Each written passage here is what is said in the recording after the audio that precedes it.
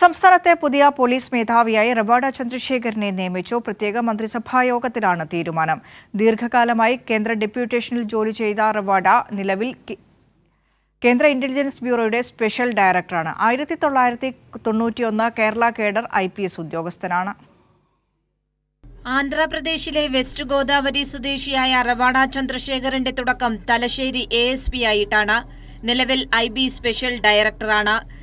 കേന്ദ്ര രഹസ്യാന്വേഷണ ഏജൻസിയിൽ 15 വർഷത്തെ അനുഭവ സമ്പത്തുമായാണ് റവാഡ ചന്ദ്രശേഖർ സംസ്ഥാന പോലീസ് മേധാവിയുടെ കസേരയിലെത്തുന്നത്.